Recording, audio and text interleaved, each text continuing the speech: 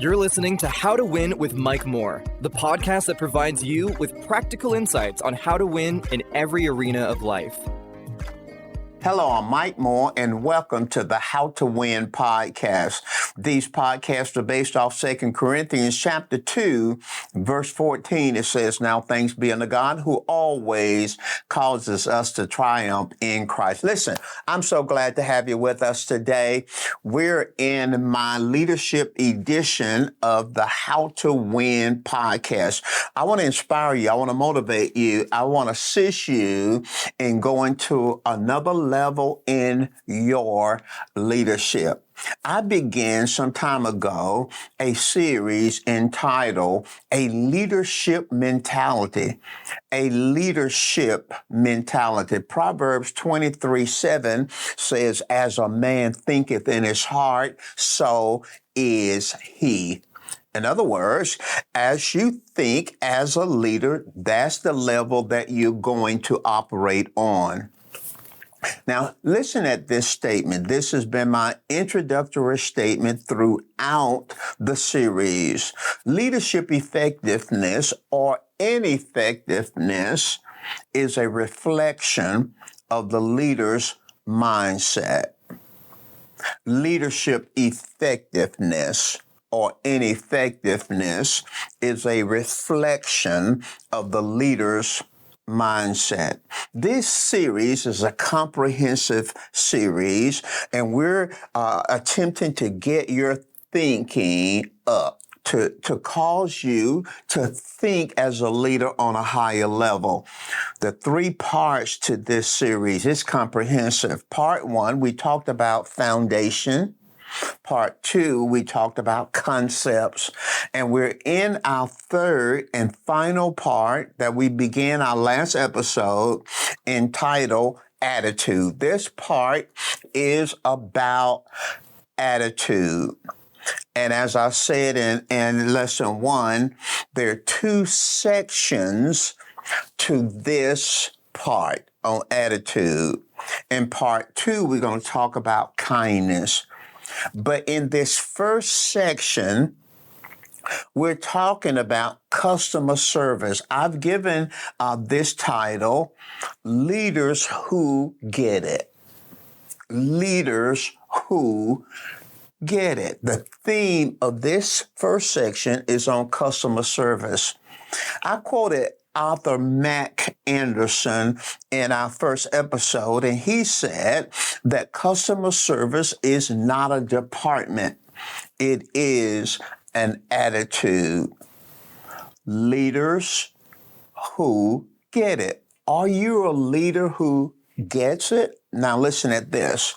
Leaders get it when they understand the connection between how customers are treated or how they're perceived that they're treated, and success. There is a connection between customer service and success. And when I say success, I'm talking about revenue. You need revenue. I'm talking about profit. You want your business, nonprofit, for profit, to increase. I'm talking about, when I say success, I'm talking about growth. I'm talking about partnership, expansion. I'm talking about loyalty. So we're talking on customer service, leaders who get it. In this second lesson, I want to talk from the subtopic, why is great customer service a big deal? You know why it's a big deal, because at some point in your experience, whether going to a store or some kind of entity, church, whatever, you have experienced positive, good customer service, and you have experienced poor, negative customer service. So in this episode, we want to begin to answer this question. Why is great customer service a big deal? Why is it important? Why is it a big deal? There are three parts. I'm going to divide this episode into three different areas. And in this first area, I want to give you some insights, 7 in particular insights, just introductory insights as it relates to why customer service is a big deal. Number one, great customer service does 3 things for us.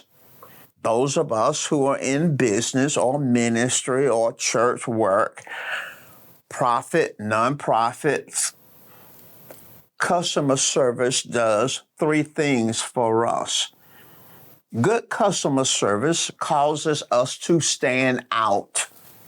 Secondly, good customer service causes us to win repeat business. And if we're going to grow and be successful, we need repeat business. And then thirdly, good customer service helps us to create customer evangelists. Come on, say customer evangelists. Customer evangelists are those who rave about the experience at your business or your church, your ministry. They rave about it, and they go out and tell others about what they experience at your business, your ministry, your church. Customer evangelists. Secondly, we're talking just general insights about what's the big deal about customer service. Henry Ford said, "It is not the employer who pays the wages." Well, I thought it was the employer who pays the wages, and I bet you thought it was the employer who pays your wages. But Henry Ford said it is not employers who pay the wages. Employers only handle the money. It is the customer who pays the wages. Henry Ford. Now, wouldn't it be grand and great and outstanding if every employee, every person connected with a business or a church or a ministry, and especially, well, it would be true in nonprofits, but you are working at a company, you get a pay, get a salary, you get a wage. Wouldn't it be wonderful if everybody at the business, you included, understand that it's the customer that's interacting with your business, doing business with your company, that's paying your wage? How would that enhance your view of the customer if you knew the customer was paying your wages? And that's true whether it is for profit, because think about it. Where is the money coming from that the employer uses to pay your wage? It's coming from the customers, revenue that's coming in from the customer. Think about those of you that have employees at your church. Where is your employee? Where is that church getting the money to pay those people who are in full-time ministry? Where are they getting that money from? They're getting it from members, partners. They're getting it from visitors who give tithes and offerings. So it's true whether it's for-profit or non-profit. It is the customer that's paying your wages. Third, customers measure the quality of the organization by the quality of the customer service. That is profound. Customers measure the quality of the organization by the quality of the customer service. Let's unpack that for just a moment. In the eyes of the customer, you are the organization. You meaning the leadership, the employees, the volunteers. The customer sees you as the organization. In the eyes of the customer, you shape the organization's reputation. You shape the organization's reputation. The leadership, the employees, the volunteers, you shape the reputation of the organization. Now, listen at this. Customers do not do business with a company. They do business with people who work for the company. Leaders who get it understand this. Years ago, many years ago, I ran across accidentally a cleaners that had recently opened up. And I often take my clothes to the cleaners, and I went to this cleaners because I wanted the cleaners, it was new, I wanted them to do well. Now, I've got a lot of clothes, so I had a stack of clothes, and I walked in the front door of the cleaners with these clothes. In fact, I had both arms around the clothes. When I walked through the door, the person at the counter, the person who was waiting, was getting ready to wait on me, the staff person, the employee person, looked at me with such a frown on his face, and he had this impression like I was bringing him trouble. He had the impression like, no, you're not bringing all these clothes here. Now, we're talking about a business, a for-profit business. This employee wages were being paid by me, the customer, and those who support. And yet, his whole attitude was that, listen, I'm not looking for work. All these clothes gonna give me one work. Why you bringing? That was his body language. Now, I never went back.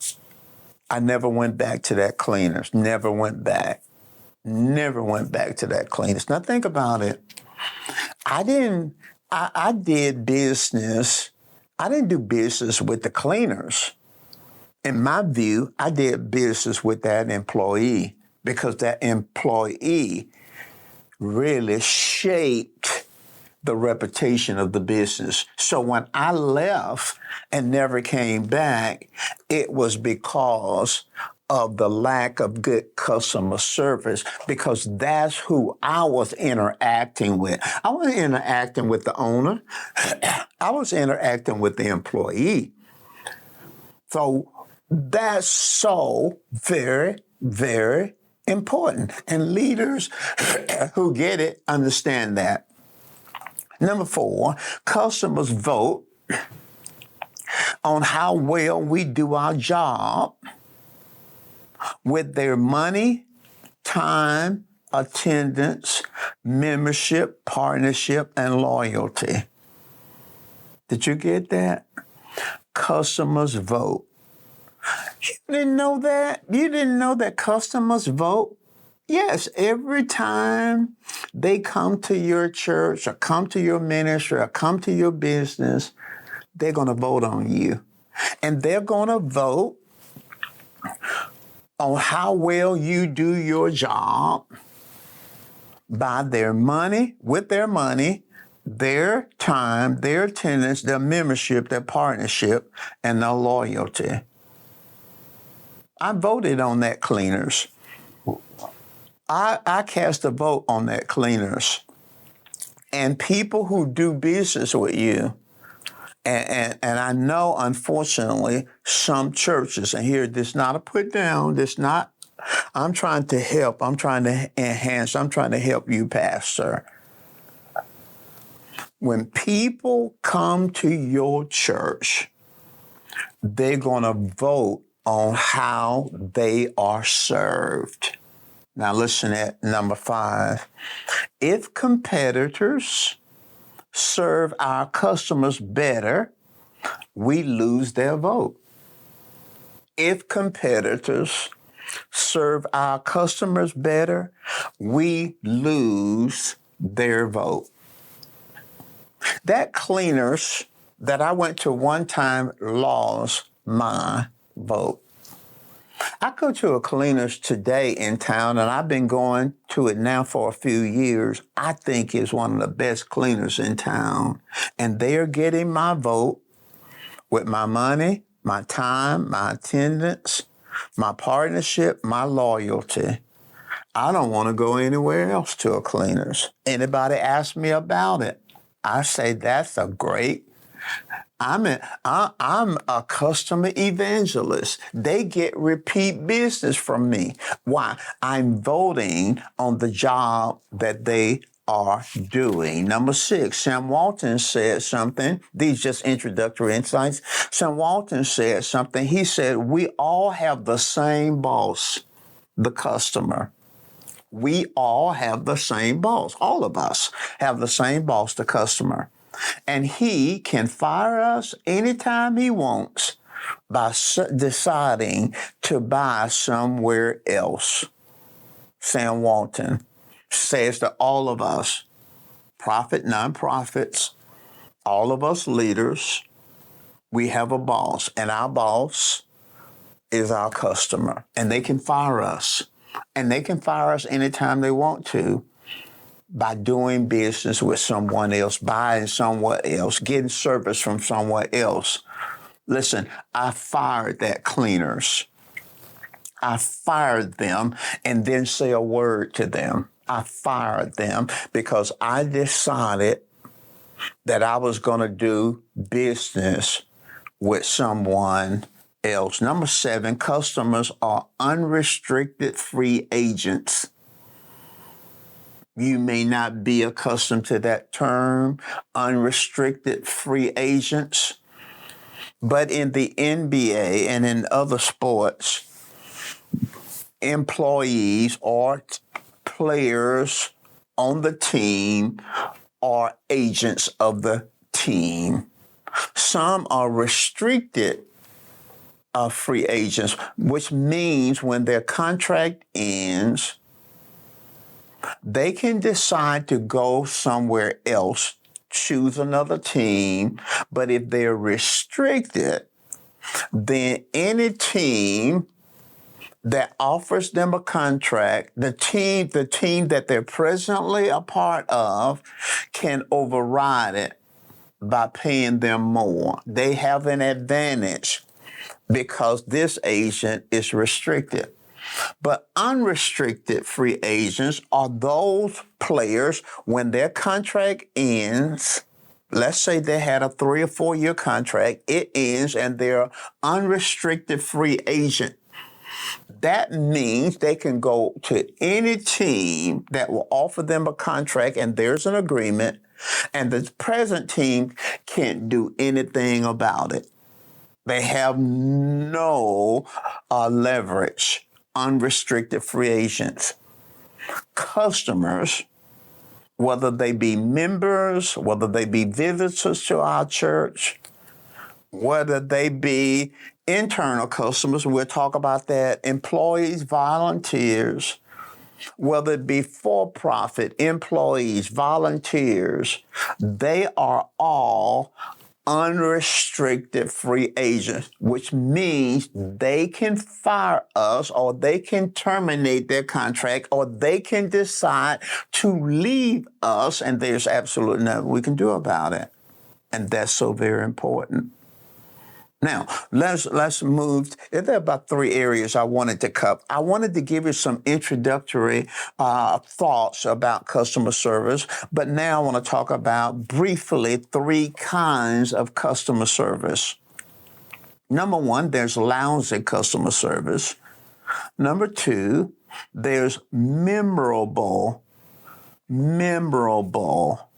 customer service. Satisfactory customer service. And number 3, memorable. Lousy, satisfactory, memorable. Lousy customer service is expectations that are not met. The customer's expectations are not met by you. In other words, the customer is unhappy. Satisfactory customer service means the customer is okay with the service, but it's nothing special. The customer's not impressed. They may come back to you, may not. They'll go somewhere else. May come back to you sometime in the future. It's satisfactory. It's okay. And then finally, what you want is memorable customer service. This is customer service beyond the person's expectation, beyond their expectation. It's service that have the wow effect. Customers are actually amazed and overwhelmed in a positive way, and that's what you want. Now, I want to close this episode by talking briefly about how the internal customer experience determines the external experience of customers. There are internal customers. Internal customers will be your employees, your volunteers, the workplace experience, internal customers. External customers would be the community at large, the people that you're serving, other businesses, visitors, potential clients, shoppers. These are your external customers. I am saying that the internal customer experience will determine the external experience. Now, what do I mean by that? I'm saying that good customer service starts at home. Can you explain that further? Yes.